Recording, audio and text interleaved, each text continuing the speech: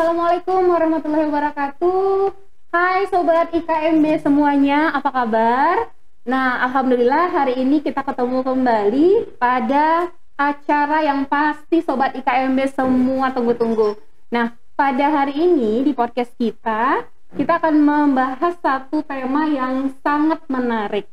Nah, di mana tema kita hari ini adalah terkait dengan perawat hebat Indonesia sehat. Nah, teman-teman semua pasti ingin tahu apa sebenarnya perawat hebat Indonesia sehat. Nah, alhamdulillah hari ini di studio kita sudah bertemu, sudah kedatangan tamu dari Ibu Isna, Nurse Isna Aglusi Badri, Master Keperawatan. Assalamualaikum Bu Isna. Apa kabar Bu Isna? Alhamdulillah ya Bu Isna, kita bisa bertemu kembali. Nah Bu Isna, hari ini kita akan membahas satu topik terkait dengan apa sebenarnya perawat. Nah pasti juga Sobat IKMB yang ada di mana saja ingin mengetahui lebih lanjut nih Bu Isna terkait dengan perawat itu bagaimana sih sebenarnya, kemudian prospek kedepannya seperti apa gitu. Nah Bu Isna, untuk pembahasan kita yang pertama, boleh Bu Isna mungkin menjelaskan untuk ke sobat-sobat IKMB juga yang ada di rumah dan di mana aja, apa sebenarnya perawat Bu Isna? Perawat itu adalah seseorang yang memang sudah meluluskan perguruan tinggi, baik dari dalam negeri ataupun dari luar negeri, yang sudah memenuhi standar dan kriteria dari perundang-undangan. Dimana kalau perawat itu merupakan dia yang sudah memiliki suatu profesi yang memang sudah kompeten, kemudian dia memiliki wewenang dan tanggung jawab dalam memberikan asuhan keperawatan. Oke. Berarti Wisna, perawat itu harus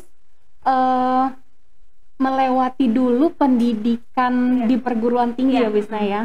Kalau tidak melewati pendidikan resmi tersebut berarti tidak bisa dikatakan perawat. Karena perawat tersebut pasti setelah lulus nantinya akan ada hak dan wewenangnya ya Bu Isna ya. Nah gitu Sobat IKMB, berarti kalau kita memahami terkait dengan definisi dari perawat itu sendiri adalah seseorang yang sudah melewati proses pendidikan di perguruan tinggi, yang pastinya perguruan tinggi keperawatan. Nah, oke Wisna, mungkin teman-teman di IKMB juga pengen tahu perawat itu kan tadi harus melewati dari jenjang pendidikan ya Bu Isna ya. Nah, kira-kira jenjang pendidikannya tuh apa saja Bu Isna yang bisa dilewati nih sobat-sobat IKMB yang di rumah yang ingin menjadi perawat? Oke ya, untuk pendidikan untuk keperawatan itu di situ ada yang namanya vokasi, pendidikan vokasi, kemudian pendidikan akademik, kemudian pendidikan profesi nurse, kemudian program magister keperawatan, sama program dokter keperawatan. Wah, ternyata banyak juga ya Bu Isna jenjang-jenjang yang harus dilewati oleh seorang perawat.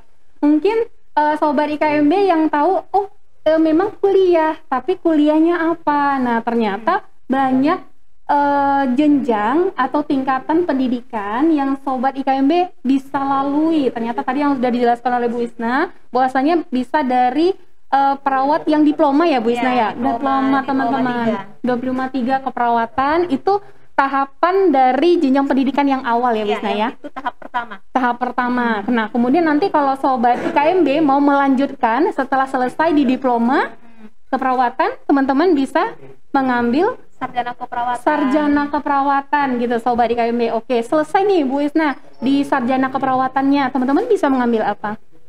Bisa setelah sarjana keperawatan mereka harus mengambil profesi nurse.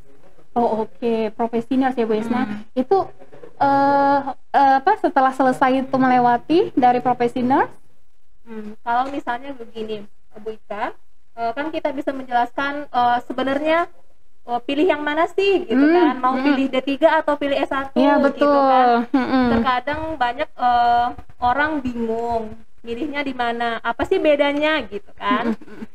Di sini saya coba untuk menjelaskan perbedaan antara program diploma dengan program sarjana. Oke, boleh Bu Isna, boleh. Dimana kalau untuk program diploma itu dikatakan setelah lulus nantinya itu akan disebut dengan perawat vokasional. Perawat vokasional. Ya, Oke. perawat vokasional. Dimana kalau untuk studinya untuk D3 keperawatan itu atau untuk diploma 3 keperawatan, di situ mahasiswa akan menjalani pendidikan selama 6 semester. Ada 6 semester selama 3 tahun. Selama 3 tahun, oke. Ya, 6 semester. Kemudian untuk sarjana keperawatan sendiri, masa studinya itu adalah 8 semester. 8 semester, oke. 8 semester. Ya. Kemudian kalau untuk sarjana keperawatan, lulusannya nantinya itu tidak bisa untuk bekerja di rumah sakit untuk memberi pelayanan kesehatan. Jadi mereka harus melanjutkan ke profesi nurse itu sendiri. Gitu. Dimana kalau untuk profesi nurse itu mahasiswa memang melaksanakan praktek di lapangan untuk mengasah kemampuan dalam melakukan tindakan keperawatan. Oh gitu ya Bu Isna ya. Berarti memang berbeda nih Sobat IKMB semua. Ternyata ada memang perbedaan dari jenjang pendidikan diploma yang tadi tahap awal, kemudian bisa melanjutkan ke sarjana keperawatan atau S1 keperawatan. Nah, tadi berdasarkan dari lama studinya juga sudah berbeda ya Sobat IKMB ya. Tadi ya, kalau untuk D3 keperawatan menempuh 6 semester. Kalau untuk program S1 keperawatan menempuh selama 8 semester. 8 semester. Untuk profesi nurse-nya 2 semester. Untuk profesi nurse-nya itu 2 semester ya. Itu merupakan kelanjutan dari sarjana keperawatan ya Bu Isna ya. Oke. Bu Isna, teman-teman pasti ingin tahu nih, selain dari 6 semester, 8 semester jenjang atau lamanya waktu yang akan ditempuh oleh Sobat IKMB, ada perbedaan nggak ya Bu Isna terkait dengan mungkin isi yang dibelajarkan, yang dikuliahkan nantinya, sehingga nanti Sobat IKMB mengetahui mungkin batasan atau beda dari diploma dengan sarjana itu sendiri Bu Isna, gimana? Ya, selain tadi lama studinya, selain lama studi, di situ juga bisa kita bedakan antara beban SKS-nya, beban studinya. Beban studi. Dimana kalau untuk diploma itu SKS-nya kebanyakan mahasiswa berada di praktikum karena dilihat dari presentasi antara perbandingan mata kuliah teori dengan mata kuliah praktikum itu beda. Dimana kalau untuk diploma untuk mata kuliah praktikum ada 60%, kemudian 60%. Teori 40%. Jadi mahasiswa untuk diploma 3 keperawatan dia belajar teori selama banyak beban SKS-nya itu 40%. Ya, setelah dia mengikuti mata kuliah teori, maka mereka akan mengikuti praktek di labor. Kemudian praktek tersebut juga ada yang di rumah sakit. Jadi untuk beban SKS-nya seperti itu.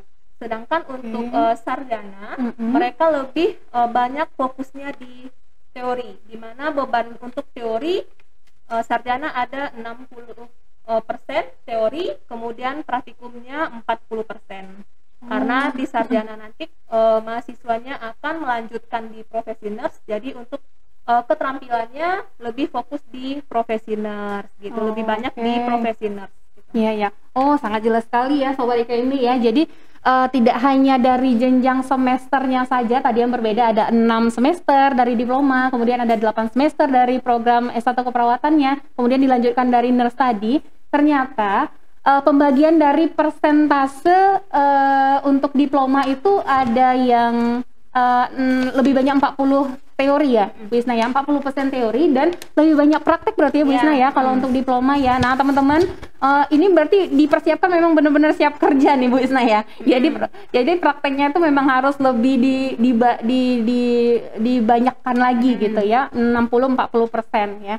Nah, sedangkan tadi Bu Isna katakan bahwasanya untuk di program S1 keperawatan sendiri itu malah kebalikannya, kebalikan dari yang diploma tadi Sobat IKMB. Jadi 40% itu di praktikumnya, kemudian 60% itu adalah teorinya. Itu kalau Sobat IKMB masih di jenjang sarjana keperawatan. Tapi, nah di mana prakteknya nanti? Jangan-jangan lulusan S1 keperawatan nggak bisa ngapa-ngapain nanti di lapangan. Tenang. Makanya Sobat IKMB melanjutkan kembali untuk di profesi nurse-nya teman-teman. Dan itu full ya Bu Isna ya? Full untuk praktek. Nah gitu ya Sobat IKMB ya. Jadi full untuk praktek, dan praktek itu bisa di rumah sakit ya Bu Isna ya. Oke. Untuk pembagian dari persentase kemudian lama studi itu juga tadi sudah dijelaskan oleh Bu Isna. Nah kemudian Bu Isna terkait dengan apa sih sebenarnya yang mau dituju, mungkin lebih ke arah alasan mau jadi perawat ya Bu Isna ya. Kenapa sih Sobat IKMB kenapa harus milih jadi perawat gitu? Gimana Bu Isna? Mungkin banyak orang yang mengatakan bahwa perawat itu adalah pekerjaan yang susah. Tapi sebenarnya kita bisa memilih perawat itu karena memang perawat itu adalah profesi yang paling mulia. Di mana kita ketahui bahwa kalau pada saat kita sebagai seorang perawat, maka kita akan berikan asuhan keperawatan kepada pasien. Kemudian dengan adanya kita bekerja sebagai seorang perawat, kita bisa memberikan banyak membantu orang-orang yang sakit. Sebenarnya perawat itu tidak hanya merawat orang yang sakit juga. Banyak juga ada perawat yang bisanya bekerja di keluarga, kemudian ada juga perawat yang bekerja di komunitas gitu. Jadi memang perawat adalah pekerjaan yang paling mulia. Kemudian perawat bukan hanya juga bekerja hanya di rumah sakit. Kita juga bisa nanti sebagai seorang perawat, kita bisa juga sebagai untuk PNS. Karena banyak orang masyarakat, saya mau cita-citanya jadi PNS gitu. Ya, betul. Nah, jadi perawat juga bisa menjadi ada peluang ke sana ya Bu Isna ya, perawat PNS gitu. Oke. Kemudian perawat dilihat dari segi gaji misalnya. Gaji dari perawat itu juga bukan hal yang sedikit gitu. Jadi dari segi gaji nanti perawat juga akan mendapatkan yang lumayan gitu. Oke. Mungkin ada kekhawatiran ya Bu Isna gitu kan, mungkin di luar sana juga terkait dengan income-nya perawat sendiri ya sehingga itu bisa menjadi alasan untuk di teman-teman Sobat IKMB untuk tidak memilih profesi ini gitu Bu Isna. Ternyata enggak ya Bu Isna ya? Enggak ya. Kemudian perawat juga bisa bekerja secara mandiri. Nah, oke. Bisa ya Bu Isna? Bisa. Misalnya dengan adanya membuka praktek di rumah, praktek mandiri. Jadi biasanya kan orang menganggap bahwa yang bisa praktek mandiri di rumah hanya yang lain, ya, gitu, betul, profesi kan, lain yang biasa gitu. Ya. Tapi perawat juga bisa. Ternyata bisa. Nah itu justru akan menambah income-nya dari perawat itu sendiri. Berarti itu bisa sambil ya Bu Isna, misalnya dia seorang PNS. PNS bisa, kemudian dia bisa membuka praktek mandiri, boleh ya Bu Isna ya? Praktek mandiri di rumah. Gitu. Nah tidak hanya PNS, berarti yang bekerja di swasta atau mungkin di rumah sakit juga bisa berpeluang ke arah sana. Oke Bu Isna. Kemudian apalagi Bu Isna, ada nggak alasan banyak lagi? Orang yang mengatakan bahwa kalau sebagai seorang perawat kita hanya jadi itu aja gitu kan. Tapi berkembang itu aja. Berkembang, gitu kan. Nah, jadi sebenarnya sebagai seorang perawat jenjang karir kita juga bisa jelas gitu. Tadi kan disampaikan bahwa kalau sebagai seorang perawat itu nggak hanya sebagai diploma, kemudian juga bisa juga dengan sarjana dan profesi, kemudian juga bisa melanjutkan nanti ke magister keperawatan. Jadi jenjang pendidikan kita jelas, kemudian jenjang karir kita juga jelas. Gitu. Jenjang pendidikan jelas, jenjang karir jelas, pasti masa depan jelas ya. Itu harapan kita ya Bu Isna ya. Oke, Sobat IKB jangan bingung lagi ya. Berarti apa sih yang kita ingin capai ke depannya gitu. Berarti kan kita harus punya modal dulu ya. Modal itu pengetahuan dulu. Nah, pengetahuan berarti kita harus mengikuti jenjang pendidikan tinggi dulu. Nah, setelah kita melewati itu, kemudian ternyata di profesi tersebut ada jenjang karir juga yang jelas gitu. Tidak hanya yang teman-teman tahu diploma saja gitu ya, atau S1 saja, ternyata udah ada S2-nya, sudah ada program doktoralnya, Sobat IKMB. Wow. Oke. Selain itu juga Bu Ika, sebagai perawat itu sangat dibutuhkan gitu. Oh gitu. Oke. Karena memang kita lihat gitu ya, di rumah sakit, kemudian di klinik, itu kebutuhan perawat itu sangat banyak. Sangat gitu. banyak. Jadi jangan khawatir gitu. Setelah kita lulus perawat, kenapa saya mau jadi apa, kerja di mana, itu nggak perlu dikhawatirkan, karena memang peluang kerjanya sangat banyak gitu. Benar-benar setuju sih Bu Isna. Yang Bu Isna tadi sudah jelaskan ya, bahwasanya kalau memang sudah niat gitu ya, dilalui saja dulu, dijalani saja dulu proses pendidikannya, selesai nanti pasti akan ada terbuka peluang-peluang di sana Sobat IKMB. Nah, seperti yang tadi Bu Isna sudah jelaskan, bahwasanya jenjang karir juga sudah jelas, berarti ini memang dibutuhkan dong Bu Isna. Apalagi sekarang masa pandemi. Betul gitu. Ya, Sobat IKMB mungkin pasti hampir mau 2 tahun ini ya kita mengikuti dari naik turunnya data-data dari COVID-19 ya Bu Isna. Di situ benar-benar Bu Isna tersorot sekali ya, ini katakan profesi perawat yang mungkin notabene dulu seperti apa, dan ini memang benar-benar di masa pandemi ini benar-benar dibuktikan gitu bahwasanya kerja keras dan kerja timnya dari profesi perawat ini memang benar-benar diuji sekali ya Bu Isna ya. Luar biasa sekali ya, salut dengan profesi perawat. Oke Bu Isna, karena tadi terkait dengan perawat ini pasti dibutuhkan gitu. Kira-kira di mana nih Bu Isna peluang dari perawat ini bisa bekerja di mana saja Bu Isna?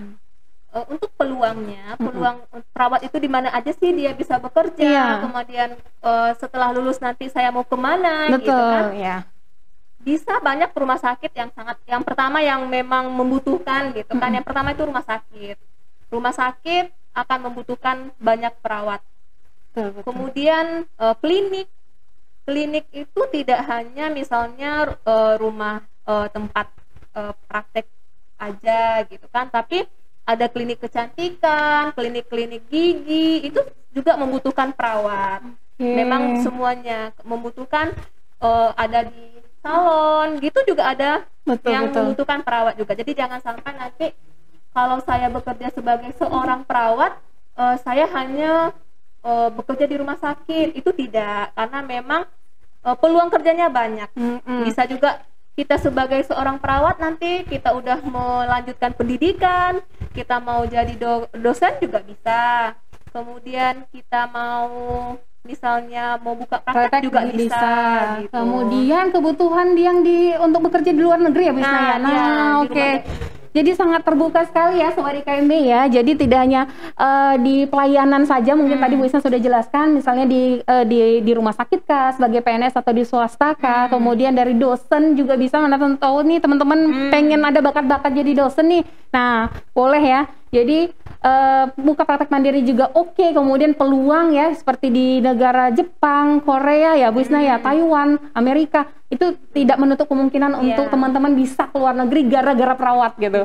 Nah, oke Bu Isna, sangat asik sekali ya untuk perbincangan kita untuk hari ini terkait dengan perawat. Sobat IKMB semuanya pasti sudah memahami bagaimana terkait dengan perawat itu bisa seperti apa nanti di masa depan. Ternyata sangat terbuka peluang untuk teman-teman bisa berkarir dan meningkatkan dari pendidikan teman-teman semuanya. Oke.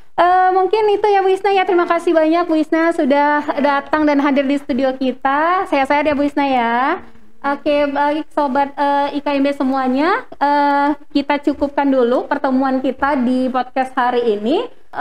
Teman-teman ikuti dari channel Institut Kesehatan Mitra Bunda TV, bahwasanya podcast kita akan terus berlanjut lagi untuk tema-tema dan topik yang lebih menarik lagi. Oke teman-teman, saya undur diri dulu. Ika, Assalamualaikum warahmatullahi wabarakatuh.